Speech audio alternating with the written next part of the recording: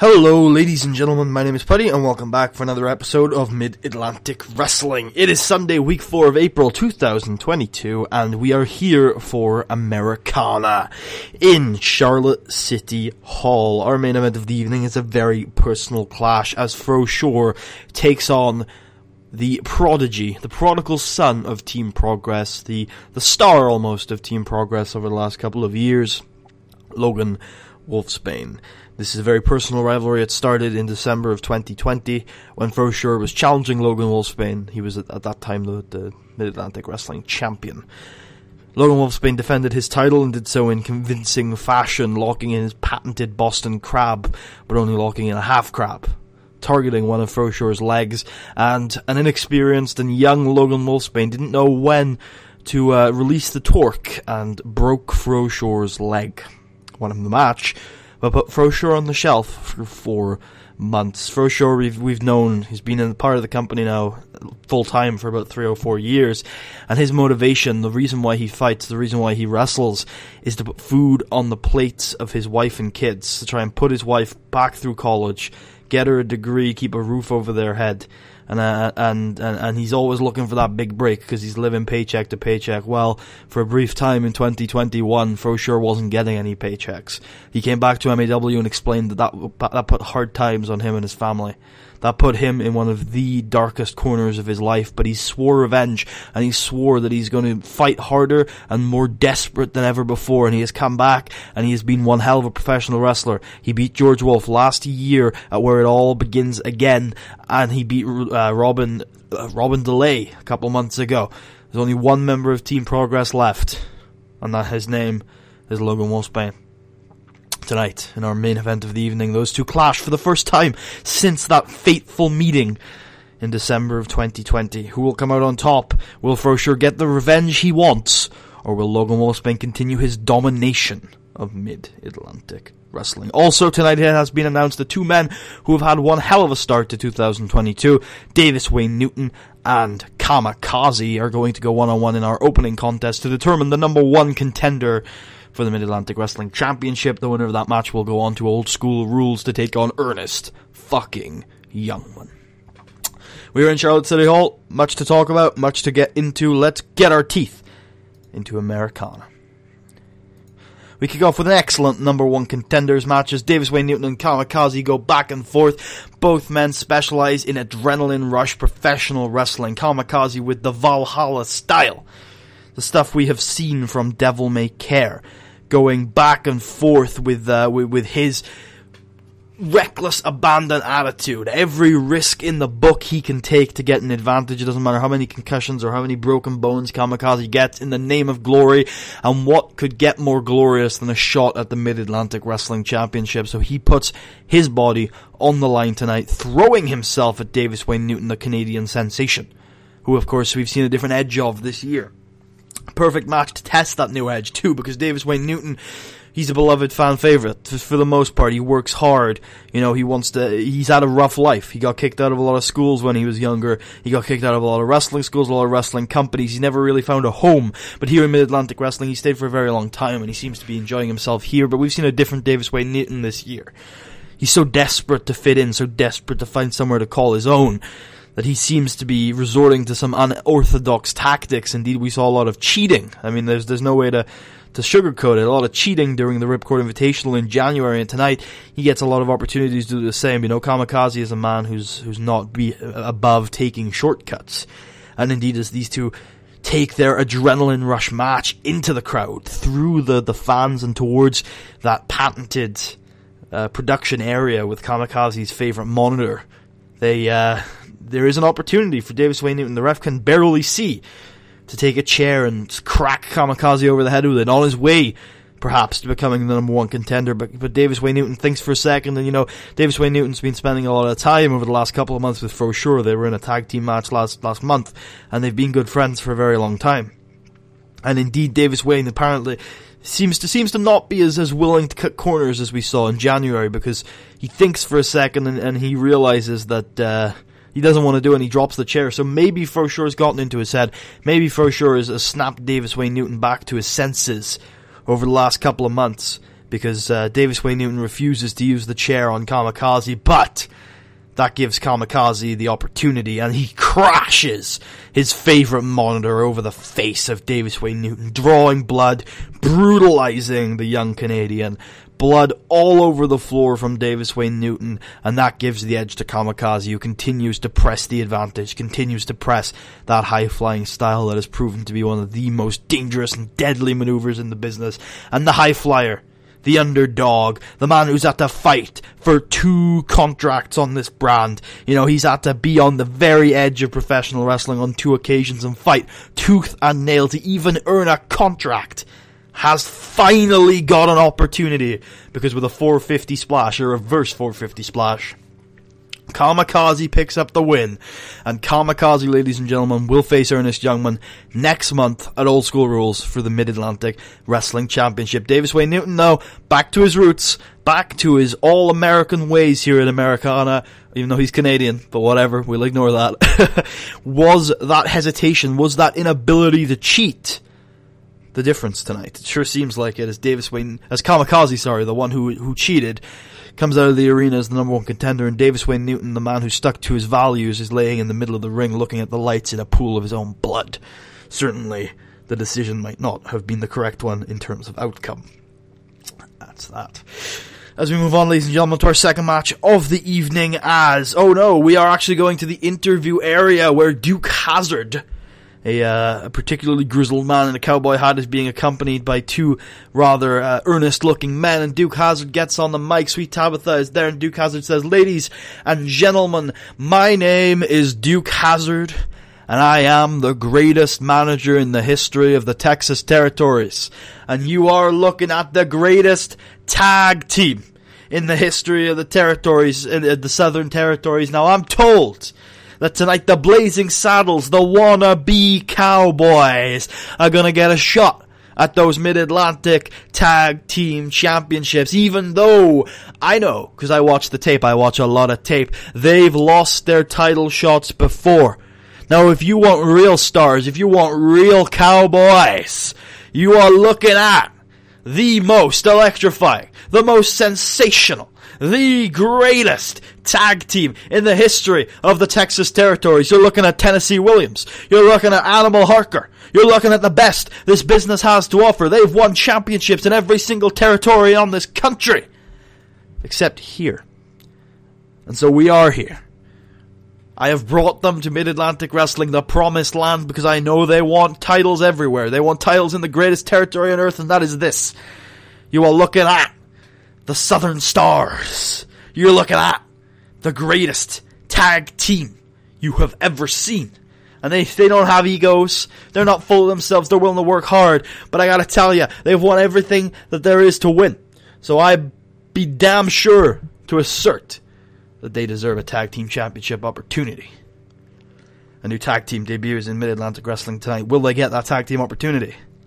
We will find out. But let's move on to our next match of the evening, as Dewey Archer out-wrestles the young high flyer Huracan. Huracan, of course, the luchador, using that fast-paced lucha style, mixing up Hurricane Ranas with big top rope maneuvers and fast-paced technical wrestling, trying to keep down the architect of your destruction, Dewey Archer. But Dewey Archer's on a roll. Dewey Archer said in the last episode that he believed he was the unappointed number 1 contender in Mid-Atlantic Wrestling. He's talking about Ernest Youngman, a man who he beat a few years ago. He thinks he's still got his number. Has he? We don't know. But tonight he's got Huracan's number. And indeed, Dewey Archer, with a wink and a smile, locks in every single technical maneuver that you could possibly think of. A slick, excellent, and flashy technical wrestler as he moves hold to hold. And in the end, picks up the victory with Sam Keith's Proton Lock. And Papa Dan is defeated by the return of the monster, James Diaz. Papa Dan, of course, the papa of Team Progress, smiles as he gets to the ring, but James Diaz is in no mood for smiling. The Return of the Monster isn't paid by the hour, and he hits the ropes. Big lariats, big kicks, big punches, and in the end, Asian thumb spike, putting down Papa Dan, much to the chagrin of Charlotte City Hall. The Monster has no time for Papa Dan, and no time for this match, as he picks up the victory in record fashion. James Diaz, an incredible year so far. Will it continue into the summer? And also, Earl Martin, who debuted in January, hasn't picked up a win yet in Mid-Atlantic Wrestling, as tonight he has to face Robin DeLay. You know, we've seen Earl Martin with traditional independent wrestling moves, you know, doing the fast-paced kind of no-selly stuff that we've seen, but tonight he's in a brawl. He's in a brutal brawl with Robin DeLay, a member of Team Progress, and Robin DeLay hits the ropes, big, bull in China shop style, Cameron Jones influenced professional wrestling.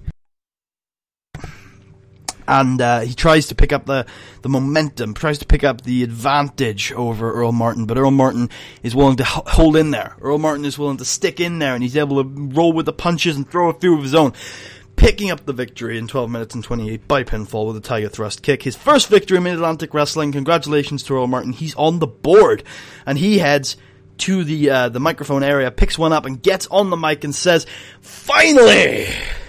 Earl Martin has a victory in Mid-Atlantic Wrestling. I gotta tell you, the last 4 months of my career have been some of the best I've ever had. You see, I'm the fast-talking, fast-wrestling, electrifying superstar who was too big and too good too fast for SWF and Rhode Island Pro Wrestling. They didn't like my style, they didn't like the way I talked, they didn't like the way I acted. But I tell you what, I'm here. I'm here on the territories, and if the last 5 months have told you anything, it's that I'm willing to pay my dues. It's that I'm willing to take the punches, and you know what? Some of the best wrestlers in the territories are right here in Mid-Atlantic Wrestling, and I've had to battle with some of the hardest hitting, some of the fastest fighting professional wrestlers I ever have, and they've been absolutely amazing, and they've kept me down. But tonight, Robin DeLay, you couldn't keep me down, because I got heart, and I got passion, and I got everything in this business that you could want in a superstar, and tonight I finally get a number in that win column. And it's gonna only get better from here, because Earl Martin is here to win, Earl Martin is here to succeed, and Earl Martin is the best damn wrestler you've ever seen, so you better get used to Earl Martin in the win column. Wah! This feels so good.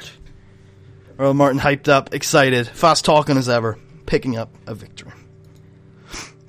And we do move on to the Tag Team Championship match, as Devil May Care defeat Blazing Saddles in 14 minutes and 17 seconds when Acid defeats Cowboy Buck with a Jump the Shark.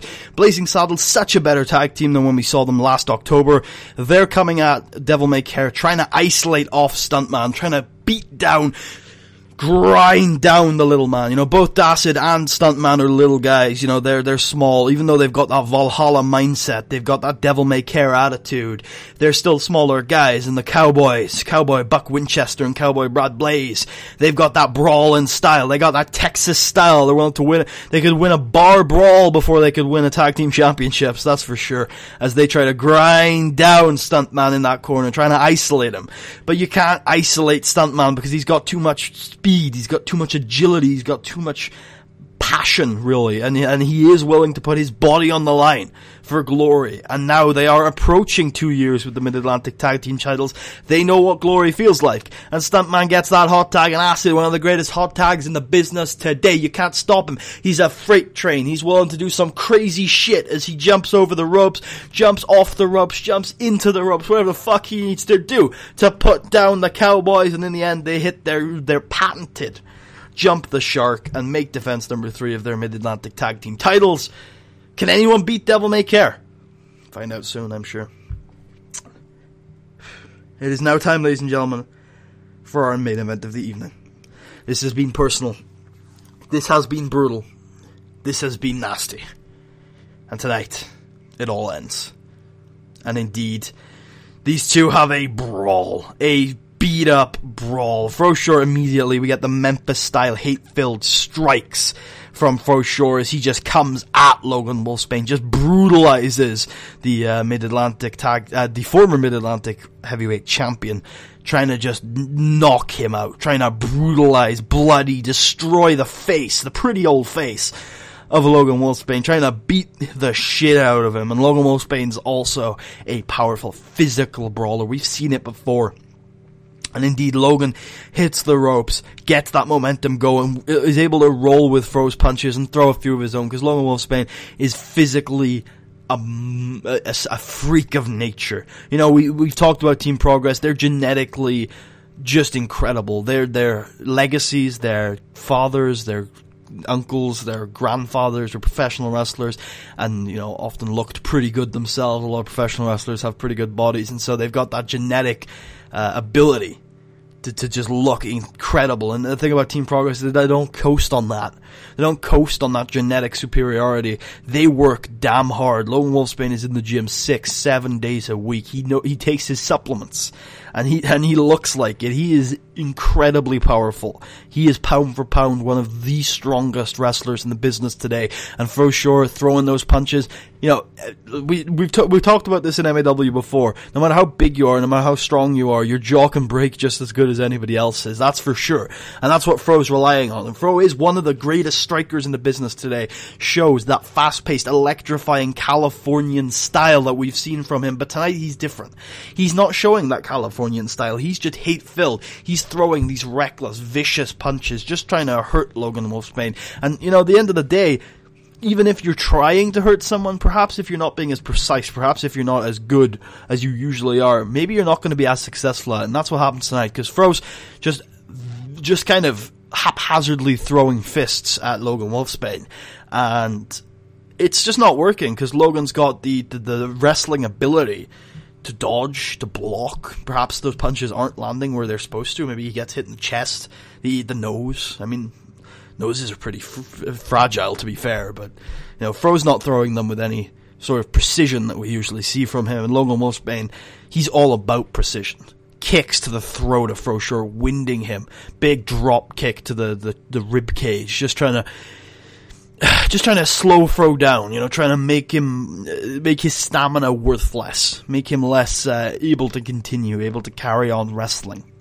And that's a successful tactic for Logan Wolfsbane as he starts to wear Fro down. But Fro, so fiery, so feisty in this match, has so much to fight for, keeps up, you know, keeps fighting against Logan Wolfsbane, keeps viciously throwing every single strike that he has. And Fro Sure, he has a lot of strikes, and he just keeps fighting because he hates Logan Wolfsbane. There's no doubt about that. He hates Logan Wolfsbane. And in the chaos, because this match does eventually turn into just this chaotic, wild, uncontrollable brawl, the referee gets knocked out. The referee falls to the ground, gets a little, out of it, and Robin DeLay, who is at ringside, rolls into the ring with a steel chair. And Fro Sure drop kicks him, and the steel chair falls right in the middle between Logan Wolfsbane and Fro Sure. Logan walks up to the steel chair, he picks it up, you know, he's ready to hit Fro with it. Fro's, you know, ready to dodge, ready to block. He knows a steel chair shot is coming, but Logan doesn't hit him. Logan drops the steel chair right in front of Fro, gets on his knees, and holds his arms out. Says, "Go on, Fro. You wanted your revenge. You want a victory, right? Hit me with a steel chair. Do it. I'm giving you a free shot. Try it." And Fro looks at the steel chair. He's like, you can feel the hatred within him. He's like, you know, this would be cheating. This would go against everything I stand for. But I hate Logan Wolfsbane so much. He took so much away from me. Every single aspect of my life was made worse for 4 months because of this asshole. I had to rehab in the hospital without insurance for 4 months while I wasn't getting paychecks and I knew my family was going hungry. 4 months of my life was hell because of this guy. I should hit him over the head with a steel chair. I should give him 10 concussions. I should win this match. I deserve it. And he looks at the steel chair and he's about to pick it up. You can feel the hate boiling within him, but then he stops. He breathes. And he kicks the steel chair towards Logan Wolfsbane. And that's enough hesitation. Because from behind, Robin DeLay hits Fro Sure with a forearm. And Logan Wolfsbane cracks Fro Sure over the head with the steel chair. nasty steel chair shot, throws the steel chair out, the ref is up, and Logan Wolfsbane locks in the Boston Crab, and Fro Sure, terrified. Of course he's terrified. Last time he was in this move, his leg broke. He was out for 4 months. He's not gonna sit in this hold and try and resist it. This is the this is the move that caused Fro Sure the most pain in his entire life. Not career, life. He's not going to sit here and risk 4 more months of his family going hungry. He taps out immediately. It's not a sign of weakness. It's not a sign of being a bad professional wrestler. That is a hold that has done irreversible damage to him and his family. He's not going to sit in there and try and resist. He's tapping out immediately. And Logan Wolfsbane wins the match. Another instance, 2 instances tonight, where good men were given an opportunity to do bad things, and their choice to do the right thing led to them in a very bad situation. After the match, Logan Wolfsbane seems to celebrate, but then he stops, he gets on the mic, and he says, you know, this was a big win for me. I've gone through some of the biggest stars in Mid-Atlantic wrestling over the last couple of years. I think it's obvious to anybody watching that this is my yard. But you know what? There's one guy who doubted me. One guy who put so much doubt into the mind of everybody watching on DVD. And one guy who keeps slandering me. One guy who keeps doubting me. But you know what? I think I've proved to everybody, including him, that I'm the best. So Gary Walker, and he points to the comms booth, get in, come on, get in the ring. I'm not going to hurt you. I'm not going to hurt you. And he gets a second mic and he gives it to Gary Walker and he says, right, you've seen me beat your precious hero, Fro Sure, one of the greatest heroes in Mid-Atlantic wrestling, like Ernest or American Elemental before him. And just like Ernest and just like American Elemental, I've beaten him. Now are you ready to admit, in front of all these people at Charlotte City Hall, that I am the best wrestler in the history of Mid-Atlantic wrestling? And Gary looks uncomfortable, and he like waits for a second, and he like sits there, and he's not going to say it clearly. And Logan like steps on Gary's foot and says, "Say it! I am the greatest wrestler in the history of this." No! Gary Walker screams. You are a coward. You are a spineless coward who hides behind his cronies and cheats to win, even though he's had everything given to him. Even though he's had everything in his life handed to him on a silver platter, you still have to cheat and hide to get ahead in life. I will never say anything good about you so long as I live, because you are a coward. And Logan Wolfsbane clotheslines him and starts brutalizing Gary Walker. Let's remember that back late last year, Gary Walker tried to interfere in the Logan Wolfsbane match. Logan Wolfsbane, from that point on, considered Gary Walker to be free game. Gary Walker is not a civilian anymore. He is a part of the wrestling industry. And Gary Walker's little outburst has led to Logan Wolfsbane getting very annoyed and very upset. And he starts to brutalize Gary, just stepping on his windpipe like, yeah, shut up. After I'm done with you, you're not going to say such stupid things ever again. He just starts crushing his throat. And it seems like Gary Walker has put himself in a very dangerous situation. But suddenly, George Wolf, the leader of Team Progress, comes out and goes toe-to-toe with Logan Wolfsbane. Let's not forget that George Wolf is very protective of his yard. Let's not forget that he was very clear back in 2017 or so, 18 or so, that when Scythe was parading around the place, that he thought he owned the place. George Wolf made it very clear that this is his yard, and Logan Wolfsbane may be George Wolf's protege. They might be close friends, they might be very close in this professional wrestling business, but ain't nobody gonna step on George Wolf's yard. And George Wolf's also an honourable man. He's not a good guy, he's not a bad guy, but he's an honourable man. That's what he is. He always sticks to the rules of professional wrestling, and he wants to get ahead the right way. And it seems like he's a bit upset with one of his proteges, and he rips Logan Wolfsbane off of Gary Walker. Gets Gary out of the ring, and then Logan looks furious. Logan looks like absolutely incensed. And Logan and George Wolf just go head to head, and they're staring at each other. The testosterone levels are rising rapidly. Robin DeLay is looking really, really scared. And these two are just staring at each other, just staring each other down. It's like the last Outlaws. Who's gonna draw first? Are these two gonna come to the blows? Are the Team Progress stablemates gonna fight it out? And then they break, and Logan, like, puts his hands up, and he sighs, and he, like, leaves the ring. And George Wolf makes sure that Gary Walker is okay, as Americana comes to an end. I really enjoyed that. I hope you guys did as well. If you did, please leave a thumbs up. Check out the rest of the series. Subscribe if you haven't already. If you're feeling especially generous, there's a link to my Patreon in the description if you want to hear me ramble. My link to my Twitter is also in the description. Let me know what you thought in the comments. Is this the beginning of the end for Team Progress? I think they've been around for 3 or 4 years now. Is this going to mark the beginning of the end for a stable that we've seen a hell of a lot of over the years?